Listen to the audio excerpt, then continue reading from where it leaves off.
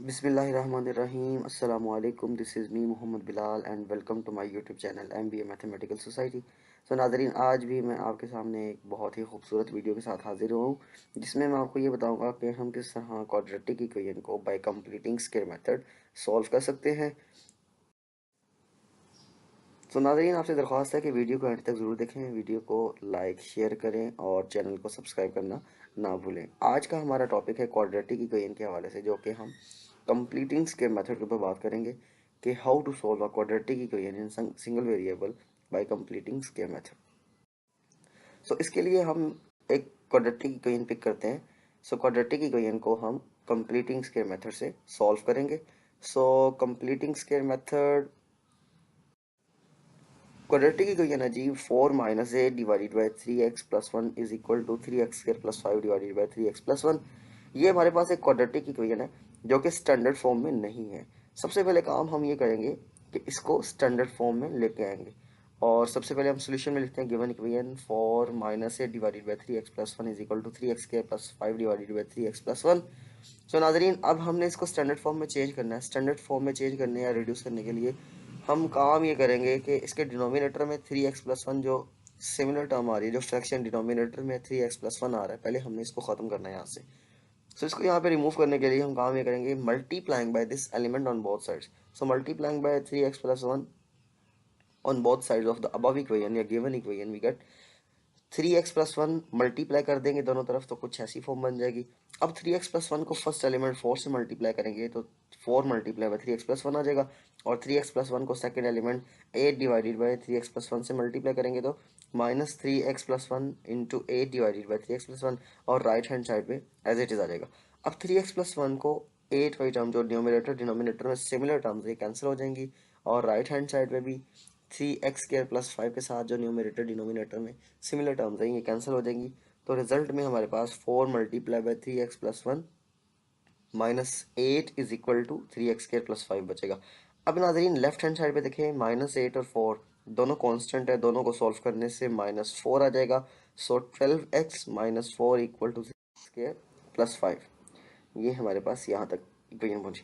अब हम काम ये करेंगे कि लेफ्ट हैंड साइड पे दोनों वैल्यूज जो आपके पास 12x माइनस 4 हैं इन्हें राइट में शिफ्ट करेंगे तो इनके साइन चेंज हो जाएंगे। So 0 is equal to 3x square plus 5 minus 12x plus 4। अब 4 प्लस 5 दोनों कॉन्स्टेंट नंबर को ऐड करने से 9 आ जाएगा। So 3x square minus 12x plus 9 equal to 0। नाज़रीन, अगर थोड़ा सा गौर करें तो इसमें 3 कॉमन आएगा। ये हमारी क्वाड्रेटिक इक्वेशन जो कि स्टैंडर्ड फॉर्म में बन चुकी है, लेकिन इसमें कॉमन फैक्टर आ रहा है जो कि 3 है। 3 कॉमन मल्टीपल है सब में। सो टेकिंग कॉमन 3 कर लें, या कॉमन लेने का मतलब भी डिवाइड करना ही होता है, या आप डिवाइड कर सकते हैं। सो मैं यहाँ पे लिख रहा हूँ कि dividing by 3 on both sides. जब मैंने 3 को दोनों तरफ इक्वेशन के डिवाइड किया तो 1 डिवाइडेड बाई 3 लेफ्ट पे भी डिवाइड कर दिया, या 1 डिवाइडेड बाई 3 से मल्टीप्लाई कर दिया या 3 से डिवाइड कर दिया, और 1 डिवाइडेड बाई 3 से मैंने राइट को भी मल्टीप्लाई कर दिया। अब जब मैं 1 डिवाइडेड बाई 3 को फर्स्ट एलिमेंट से मल्टीप्लाई करूंगा तो 3 डिवाइडेड बाई 3 एक्स स्क्वायर। जब इसको मैं सेकंड टर्म से मल्टीप्लाई करूंगा तो minus 12 divided by 3 into x. जब इसको थर्ड एलिमेंट से मल्टीप्लाई करूंगा तो 9 डिवाइडेड बाई 3 इक्वल टू 0। 3 3 से कैंसिल एक्स स्क्वायर आ जाएगा, 3 4 ज़ा 12 माइनस 4x आ जाएगा और 3 3 ज़ा 9, और ये आपके पास क्वाड्रेटिक इक्वेशन बन चुकी है।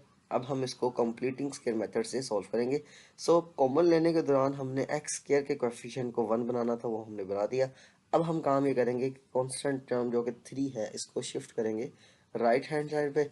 So by shifting the constant term to the right hand side, we get x square minus 4x equal to minus 3। सो नाज़रीन, अब हम काम ये करेंगे कि नाज़रीन यहाँ पे x square minus 4x is equal to minus 3 as it is आ जाएगा। अब यहाँ पे हम कंप्लीट स्क्वायर बनाने जा रहे हैं तो हम काम ये करेंगे कि x का कोएफिशिएंट -4 जो है इसको हम x के कोएफिशिएंट को 1 डिवाइडेड बाई 2 से मल्टीप्लाई करेंगे। तो जब -4 को 1 डिवाइडेड बाई 2 से मल्टीप्लाई करेंगे तो -2 आंसर आएगा। अब हमने -2 के स्क्वायर को दोनों तरफ ऐड करना है। So by adding the square of -2 on both sides of the above equation, so x square -4 time x plus -2 का स्क्वायर और राइट हैंड साइड पे -3 प्लस -2 का स्क्वायर। अब यहाँ पे देखें, हमने इसको कंप्लीट स्क्वायर बनाना है तो फर्स्ट एलिमेंट का स्क्वायर लिखेंगे x का स्क्वायर प्लस 2 फॉर्मूले वाला, फर्स्ट एलिमेंट की जगह x, सेकंड एलिमेंट की जगह -2, और यहाँ पे -2 का स्क्वायर एज इट इज, और राइट हैंड साइड पे -2 का स्क्वायर एक्सपेंड करने से 4 आ जाएगा, -3 पहले से टर्म पड़ी है। जब इन दोनों को सॉल्व करेंगे सो यहाँ पे आ जाएगा 1, और इधर completing square method a plus B का होल स्क्वायर।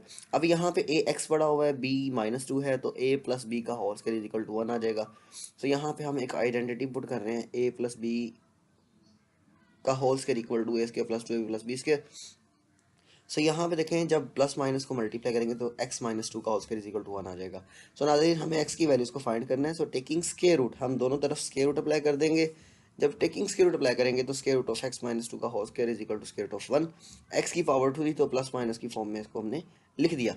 अब यहाँ पे देखें स्क्वायर रूट इससे कैंसिल हो जाएगा स्क्वायर से, और x -2 is equal to plus minus 1, because square root of 1 is equal to 1।